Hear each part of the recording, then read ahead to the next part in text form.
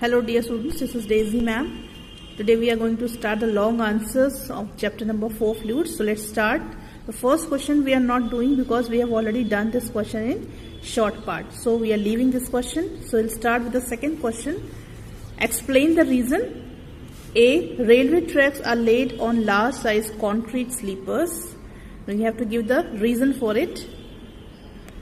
Answer is, due to large size concrete sleepers, the force of this spread out over a large area, thereby reducing the pressure on the ground. As a result, the railway track can bear it.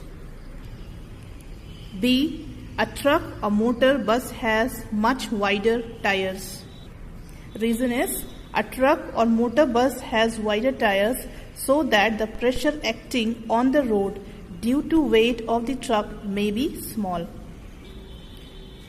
Question number 3. State the factors on which the pressure at a point in a liquid depends. Hence, write an expression for liquid present at a point. Answer is, pressure within a liquid depends only on the density of the liquid, the acceleration due to gravity and the depth within the liquid. इसका expression होगा P is equal to H rho G. Question number 4. Derive an expression for liquid pressure at a point inside a liquid. Now this answer will be on page number 105. 105 पे ये आपको liquid pressure की heading, इस heading के under आपको ये expression मिलेगा, expression for pressure exerted by liquid column. तो ये आपको पूरा यहाँ तक लिखना है.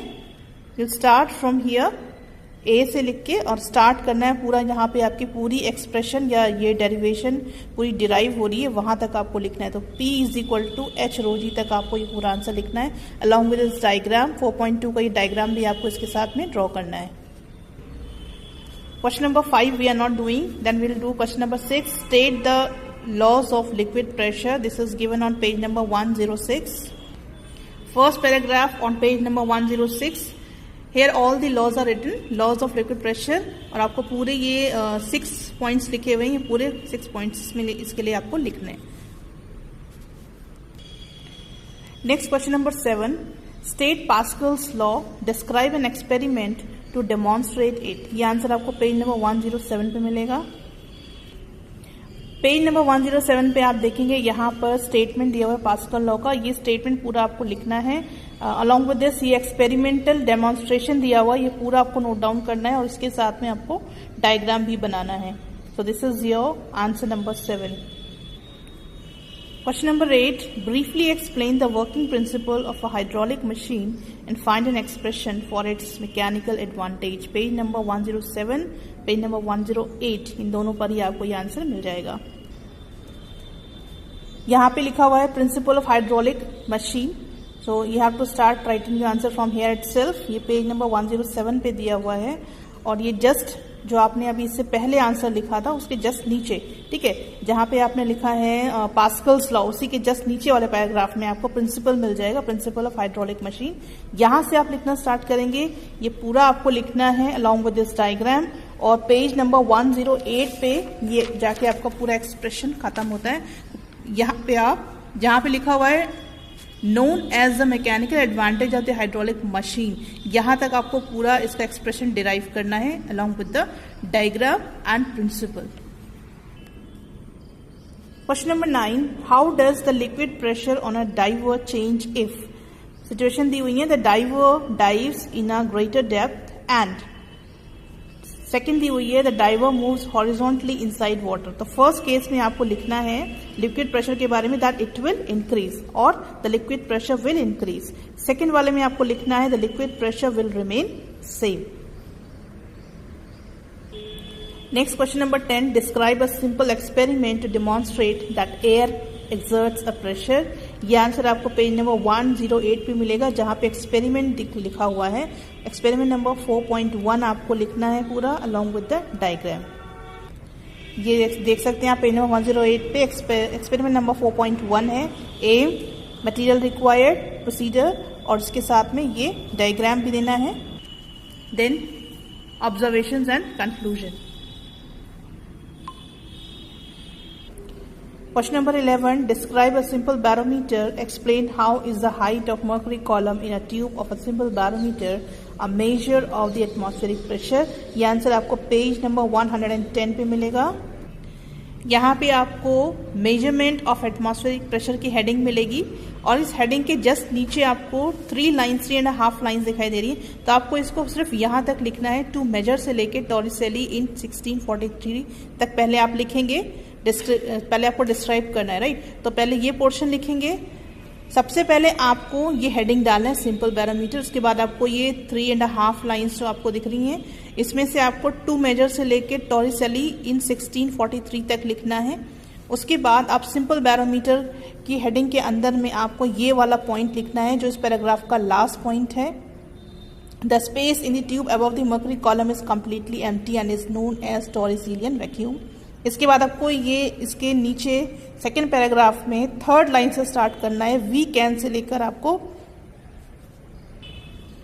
हाइट तक लिखना है, बैरोमीट्रिक हाइट. उसके बाद आपको ये 2 लाइंस भी लिखनी है.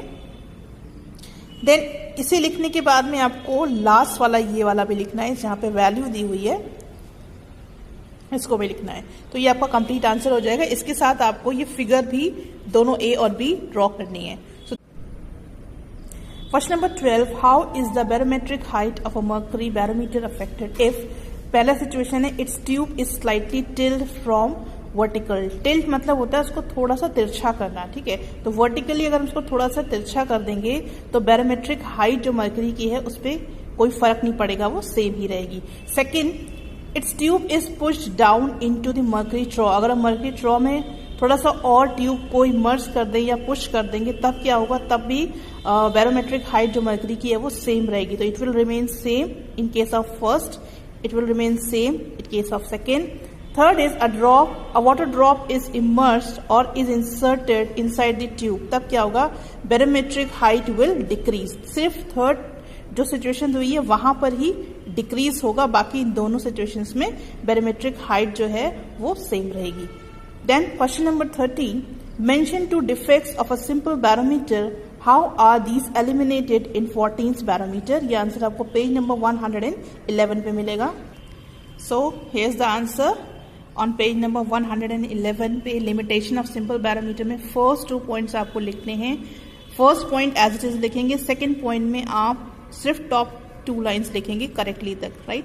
देन आपको लिखना है कि 14 बैरोमीटर में क्या उसने रिप्लेस किया था सिंपल में का. तो इसके लिए आपको सेकंड पैराग्राफ में से ये 2 लाइंस लिखनी है. First is reading is taken by a vernier moving over a millimetre scale. Second point is the base of trough containing mercury is a leather bag which can be raised और lowered by a screw. Question number 14. How does the atmospheric pressure change with altitude. तो इसमें आपको answer लिखना है the atmospheric pressure change with altitude, that is with increasing height the atmospheric pressure decreases. आपको सिर्फ इतना ही लिखना है कि जब एटमॉस्फेरिक प्रेशर जब हाइट इंक्रीज होती है तो एटमॉस्फेरिक प्रेशर डिक्रीज होता है और जब हाइट डिक्रीज होती है तो एटमॉस्फेरिक प्रेशर इंक्रीज होता है. तो ये आपको लिखना है फर्स्ट आंसर के लिए. सेकेंड पार्ट में आपको क्या लिखना है, what are the 2 factors which are responsible for this change. The 2 factors कौन से, change in temperature and change in humidity in air. तो ये 2 फैक्टर्स हैं जो रिस्पॉन्सिबल है एटमॉस्फेरिक प्रेशर को चेंज करने के लिए. और यहाँ पे आपको फिर से मैं बता दे रही हूँ कि atmospheric pressure decreases with increase in height and increases with decrease in height. तो ये आपको फर्स्ट पार्ट के लिए लिखना है. उसके बाद सेकेंड पार्ट के लिए ये दोनों फैक्टर्स के आपको नाम लिखने हैं. Question number 15. Explain the reason for the following. Number 1. Sometimes a person experiences nose bleeding on high mountains. ये आंसर आपको पेज नंबर 110 पे मिल जाएगा. Okay, answer is point number 7 आपको मिलेगा 110 पेज पे. और इस पॉइंट को आपको एज इट इज लिख लेना है क्योंकि इसमें पूरा दिया हुआ है कि क्यों नोज ब्लीडिंग होती है when we go at several height, या फिर एटमॉस्फेरिक प्रेशर डिक्रीज हो जाता है जब हम बहुत ज़्यादा हाइट पे जाते हैं. तो यहाँ पे ये पॉइंट आप पूरा नोट डाउन कर लेंगे. क्वेश्चन नंबर 15 का बी पार्ट हम नहीं करेंगे क्योंकि हम ऑलरेडी शॉर्ट में कर चुके हैं, इसलिए इसको हम दोबारा से रिपीट नहीं करेंगे. Question number 16, how can a barometer be used to predict weather. ये आपको मिलेगा पेज नंबर 113 पे। तो यहाँ पे आपको एक हेडिंग मिलेंगे, use of barometer in weather forecasting. इसमें आपको क्या करना है, ये 2 पैराग्राफ्स आप पूरा छोड़ देंगे। 3rd पैराग्राफ में जब आप आएंगे तो यहाँ पे आप बाई से स्टार्ट करेंगे। By noting the barometric height at a place we can forecast the weather of that place. Important forecast on this basis are as follows. इसमें आपको करना क्या है, हर एक पॉइंट में जितना बोल्ड है उतना ही लिखना है। यानी कि यहाँ पे आपको लिखा हुआ है if the barometric height at a place certainly falls, छोटा सा डैश लगाएंगे और इसके इसी की लाइन में आप एंड में देखेंगे बोल्ड से लिखा हुआ है this is an indication of N incoming storm of और साइक्लोन। तो इसी तरह से आप जितने भी पॉइंट्स यहाँ पे 5 पॉइंट्स दिए हुए हैं, जितना भी बोल्ड इसमें पोर्शन दिया हुआ है वही आपको लिखना है। ठीक है, अनबोल्ड पोर्शन को आप पूरा स्किप करेंगे और बोल्ड पोर्शन को बस छोटा सा डैश बीच में लगाना है 2 पोर्शंस के बीच में, क्योंकि ये कंडीशन दिखा रहा है फर्स्ट पोर्शन, और सेकंड जो पोर्शन है या सेकंड जो पार्ट है स्टेटमेंट का वो दिखा रहा है कि वेदर कैसा होगा। Right, so this is how you have to write this answer. इसके आगे क्वेश्चन सब लोग नेक्स्ट वीडियो में करेंगे। Thank you very much.